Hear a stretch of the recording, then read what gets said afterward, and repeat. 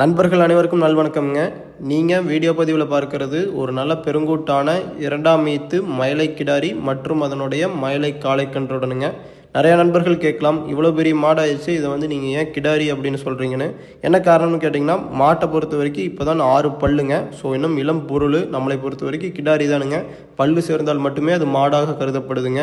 So இந்த கிடாரியை பொறுத்த வரைக்கும் நல்ல ஒரு எலும்பூக்கமான கிடாரி, நல்ல ஒரு ஷோ குவாலிட்டி அமைப்பும் கூடங்க. ஏன்னு கேட்டிங்கன்னா, நல்ல அகலத்தில், நல்ல ஹைட் அண்ட் வெயிட்டில், நல்ல ஜெய்ஜாண்டிக்கான தோற்றத்தில் நல்ல சாலச்சிறந்த மாடுங்க. நீங்கள் வீடியோவில் பார்த்தீங்கனாலே தெரியுங்க, நல்ல ஒரு அழகான நெத்தி பிள்ளையில், நல்ல ஒரு ரட்டநாடி உடம்புல, நல்ல ரட்டை திமிழில், நல்ல ஒரு மடிகால் சுத்தத்தில் நல்ல தெளிவான மாடுங்க.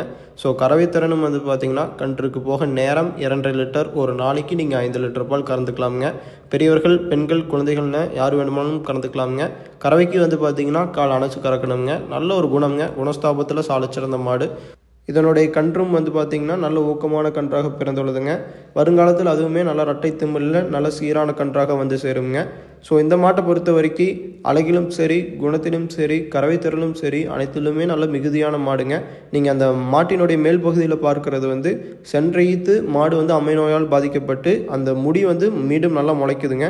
ஸோ இன்னும் ஒரு ஈத்து போய் பார்க்குறப்போ அதெல்லாம் கம்ப்ளீட்டாக மறைஞ்சிருங்க. அதை பற்றி பயப்பட தேவையில்லை. இந்த மாதிரி ஒரு அழகில் இந்த ஷோ குவாலிட்டி அமைப்பில் உங்களுக்கு மாடு தேவைப்பட்டால் கான்டாக்ட் பண்ணி தெளிவுபடுத்தி வாங்கிக்கலாமுங்க. நன்றி, வணக்கம்.